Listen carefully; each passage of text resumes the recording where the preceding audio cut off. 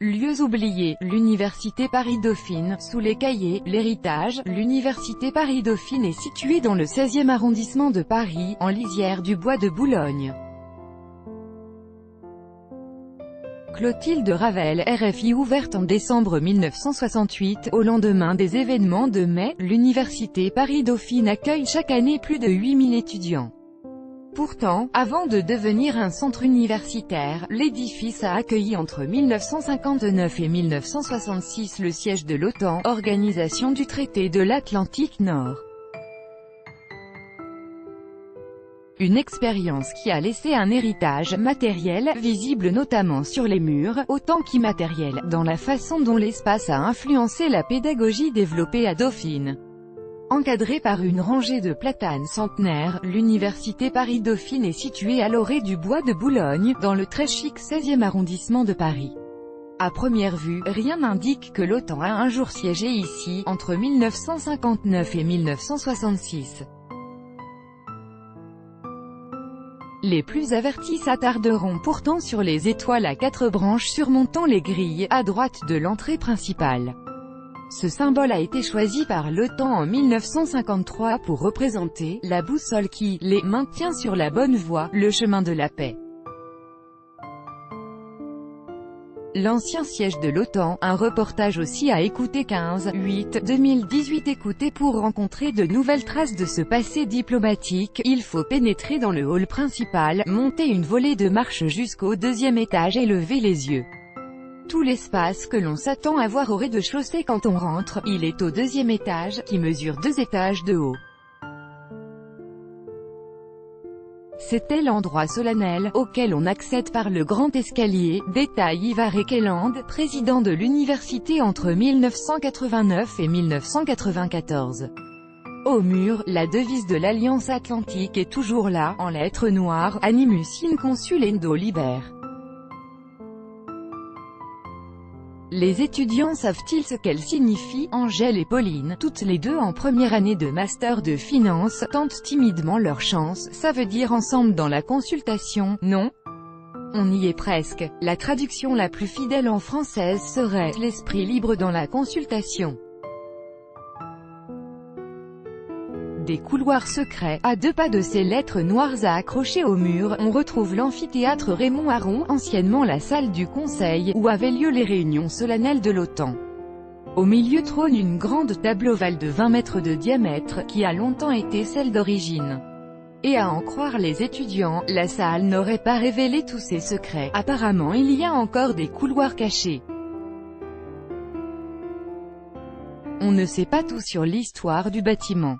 C'est vrai que l'on peut contourner la salle Raymond Aron, il y a un couloir qui fait tout le tour, détaille Ivar Ekeland, qui confirme que l'architecture du bâtiment fait qu'il est facile de dissimuler tout un couloir derrière une porte fermée.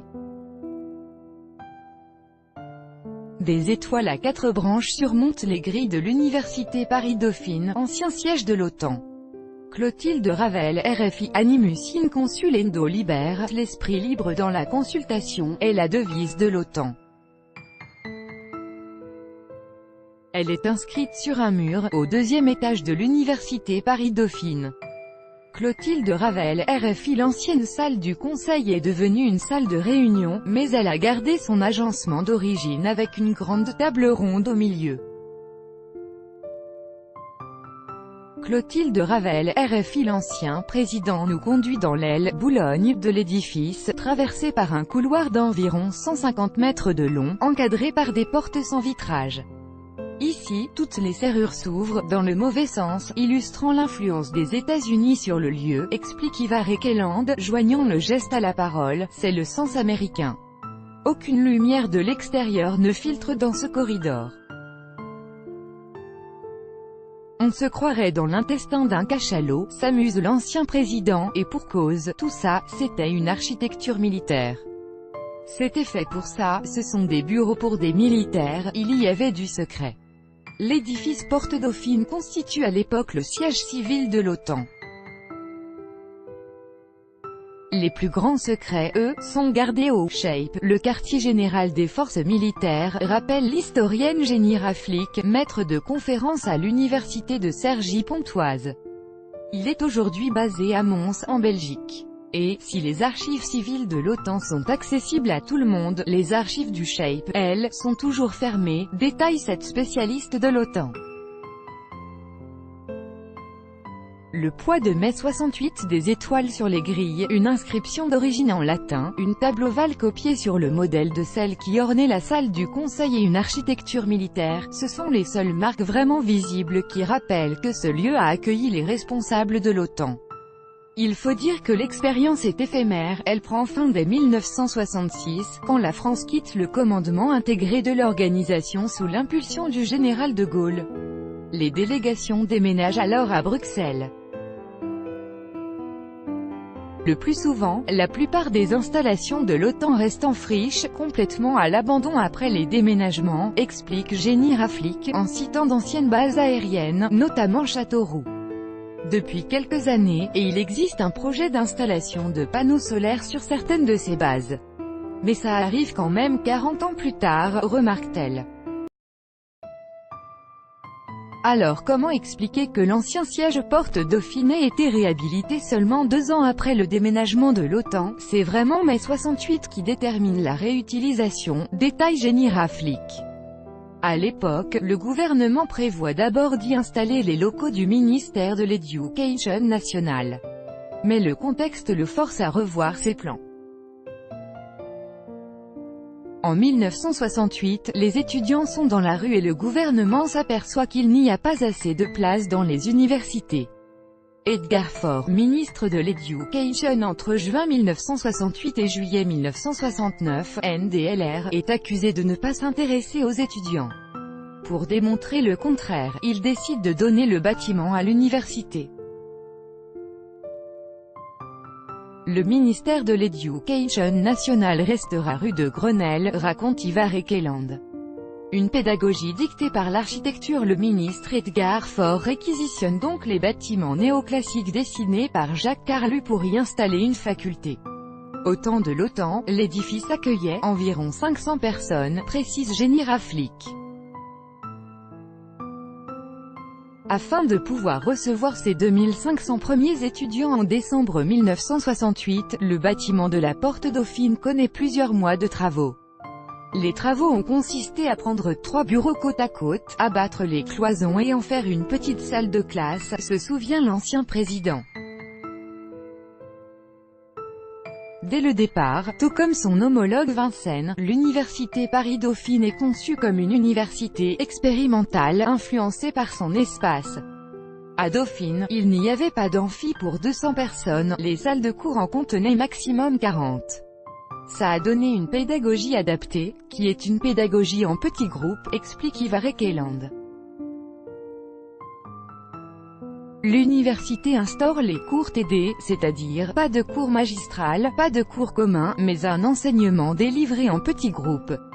Si les espaces ont complètement changé, le restaurant du personnel de l'OTAN est devenu la bibliothèque, la salle de presse un restaurant universitaire, des abris anti-aériens ont été réutilisés pour devenir des salles d'archives, l'organisation a laissé un héritage symbolique qui influence la pédagogie.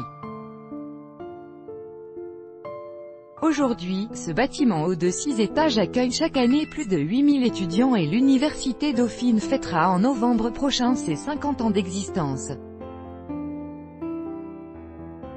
50 années jalonnées par des travaux, dont les principaux ont eu lieu en 1994, sous la présidence d'Ivar Ekeland, et débouchent sur la construction d'une nouvelle aile, refermant ainsi le U de la cour. En 2013, la direction a fait appel à l'architecte Sébastien Herry pour rénover le hall, améliorer l'accessibilité, la sécurité et l'esthétique des lieux pour que l'université rentre un peu dans le 21e siècle, parce que là elle faisait quand même un peu vieillotte, sourit l'architecte. L'architecte Sébastien Herry a travaillé au projet de réhabilitation du hall de l'université Paris-Dauphine en 2013. Ici dans son bureau parisien en juin 2018. Clotilde Ravel, RFI. Sébastien Herry dessine des plans pour créer une rampe d'accès, pour les personnes à mobilité réduite, désenfume, et décloisonne le hall pour créer de nouveaux espaces. Il doit prendre en compte la structure métallique du bâtiment, une technique de construction courante dans les années 1950, et beaucoup moins aujourd'hui. Ce bâtiment-là n'était pas fait pour être une université à l'origine, il ne devait pas recevoir autant de personnes. Or, il faut savoir que les règles évoluent chaque année, donc il faut s'adapter. Règles de portance de plancher, de sécurité, explique l'architecte. Démolition des murs, décloisonnement, les travaux surtout intérieurs est limité par le budget, car c'est l'État qui subventionne les travaux.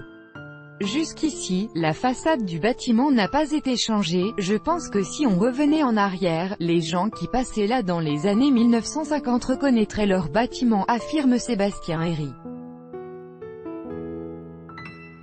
D'autres grands travaux sont prévus en 2020 pour ajouter une aile à l'intérieur de l'édifice.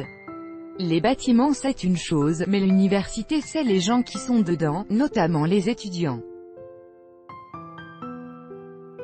On a tâché d'adapter les bâtiments au monde moderne et on a tâché de s'adapter nous aussi, philosophe Ivar Ekeland en contemplant la cour intérieure du bâtiment. C'est quand même l'un des rares exemples que je connaisse où on a transformé les épées en charrues, se félicite-t-il. On avait un bâtiment fait pour les militaires et on en a fait un bâtiment pour les universitaires, pour l'enseignement et pour l'éducation. Ça, je pense que c'est un formidable succès, notre série sur les lieux oubliés.